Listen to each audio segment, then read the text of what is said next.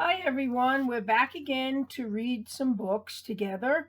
And I thought it might be fun to switch it up since everyone is working on some kind of science project or you're doing some science things with your teachers online. So I thought it might be fun to start with the Magic School Bus books. And we're going to do today, Monday, May 4th. So let's stick with the science theme and say, May the 4th be with you. Let's do Plants, Seeds. The Magic School Bus Plants, Seeds. It's a book about how living things grow. Every class probably learns about plants and seeds, but not every class has Ms. Frizzle for a teacher. When Ms. Frizzle does something, she goes all the way. She started by letting us plant a whole garden behind our school. Liz, you've found a ladybug. A photographer was coming to take a picture of our garden, so we all wanted to look its best. These tomatoes will win prizes. To think that these beautiful tomato plants started from tiny seeds, Carlos said. Add some soil, sunshine, water, and some tender loving care, and you've got this great garden. And once that photographer takes our picture, we'll be famous, Carlos said. We could be on the cover of Planted magazine. Would you like me to autograph your seed packet, Dorothy Ann?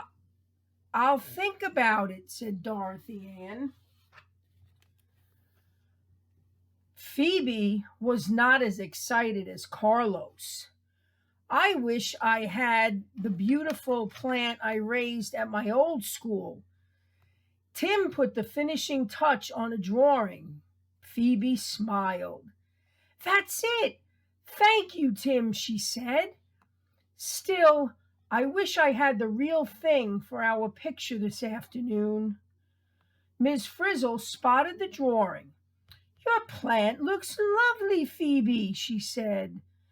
Not to worry. It's a simple matter to stop by your old school on a little field trip. Oh, could we?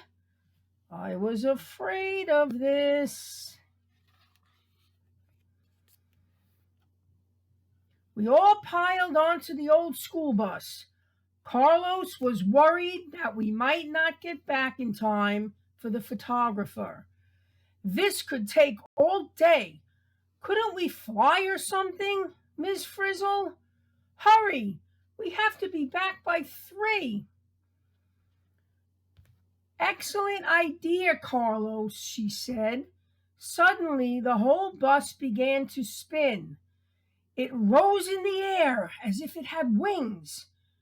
It did have wings. We were riding in a ladybug. Hang on! Oh no! We're an insect! As we flew over buildings and trees, Phoebe began to look nervous. What if Mr. Seedplot sees us? She asked. We never turned into ladybugs when he was my teacher. Just then, we all saw a school below. Phoebe stared. There it is, she gasped. The bus swooped in low through the school's garden. It looked like a jungle. Here's the perfect landing pad. I mean pedal, said Miss Frizzle. The bus landed with a bounce and crawled along the petal of a huge flower. This is one of my plants.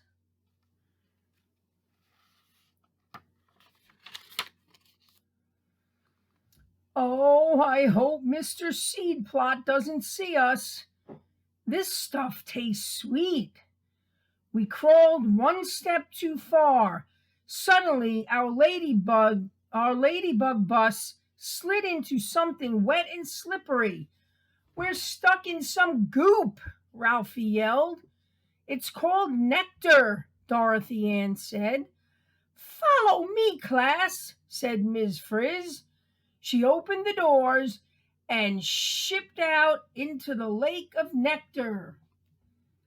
We didn't know it then, but Mr. Seedplot could have reached out and picked us. Phoebe's plants certainly have grown well, he said to himself. She worked hard on them. I really should take one to her new school for her. Mr. Seedplot heard a buzz and looked up.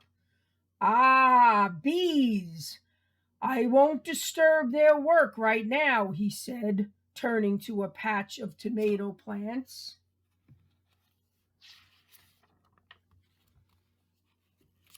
We also saw the bees coming, and they were headed right onto our flower. Yikes! Air raid, shouted Arnold. Glory bees, said the Frizz happily. As soon as these bees drink enough nectar, then we can crawl out of here. All aboard the ladybugs, please. Next stop, Anther. Whoa, hang on. Next stop where? Panther Antler? Dorothy Ann is amazing. Even upside down, she could remember what she had read that morning. The anther is the part of the flower that makes pollen, she said. These yellow balls are pollen. Pollen makes me sneeze.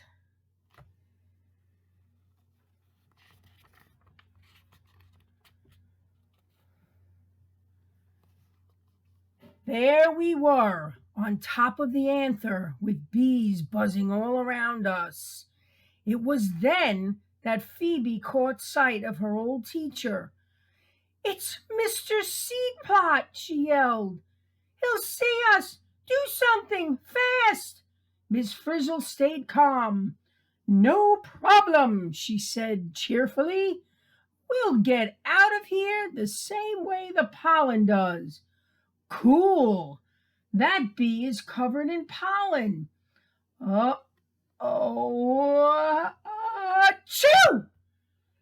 Ms. Frizzle pressed the yellow button and we shrank again.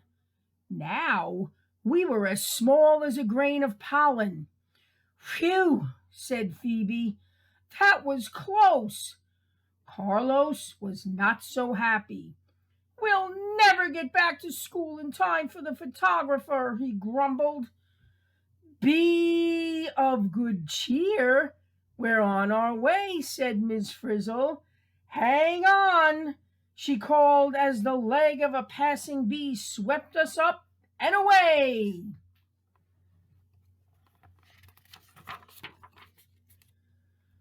Off we flew, stuck to the leg of that bee. It was a short ride. At the very next plant, the bee bumped a flower and brushed us off, along with a lot of pollen. We are at your old school, Phoebe. At my old school, we never rode on bees. Here we are, Miss Frizzle announced. Where? Phoebe asked. Tim showed her his picture. I think we're on the center part, the stigma, Tim said. The bee had dropped a lot of pollen here. With a big sneeze, Arnold bumped into a grain of pollen, knocked it over, and fell down some kind of tunnel underneath. Achoo! Arnold found a pollen tube.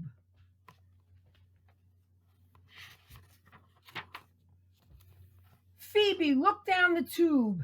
Mr. Seedplot will never spot us down there, she said, and she hopped into the tube and slid down. Miss Frizzle beamed. That's the spirit. Take chances, make mistakes, check out pollen tubes. Yahoo! She yelled as she too jumped down the tube. We all slid to the bottom of the pollen tube. Now where are we? Asked Carlos. Couldn't we just grab one of Phoebe's plants and go back to school? I don't think we need a whole plant, Keisha said. Look at this. She pointed to something that looked like a big rock. It's a seed. Hey, are these rocks? No, they're egg cells.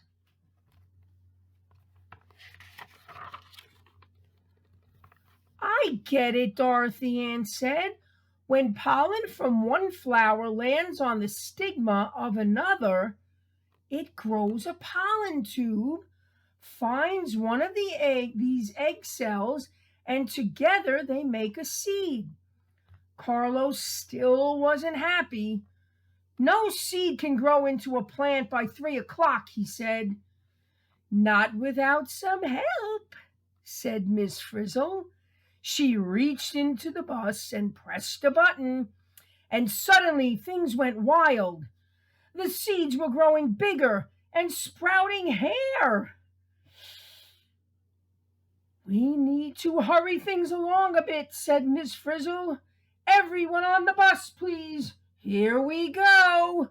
We all rushed back to the bus. The doors slammed shut, and we drove up and onto one of the biggest seeds. As the seeds around us grew bigger, the flower burst open. We felt the sunshine in and a breeze blowing through the windows of the bus. Suddenly, our seed flew into the air with us on board.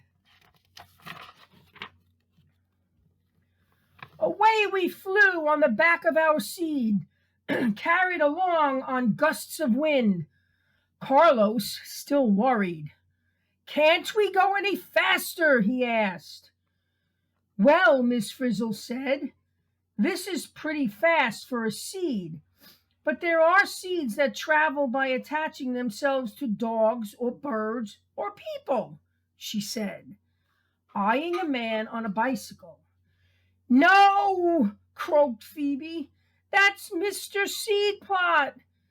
But she was too late. Our seed had landed on Mr. Seedplot's hair. Oh, how embarrassing, Phoebe groaned. Those hairs are like a parachute. Hi, Mr. Seedplot. Hey, we're headed back to our own school. Shh.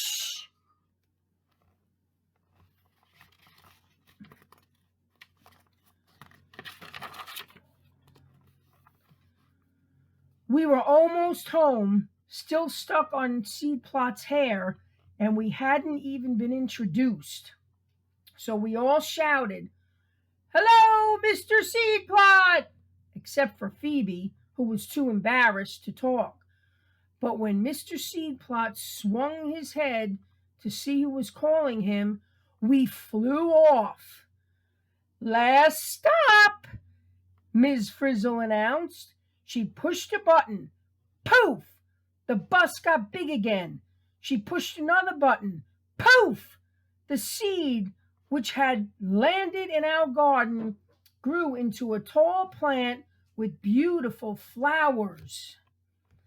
Ah, there you are, Mr. Seedplot said when he spotted us.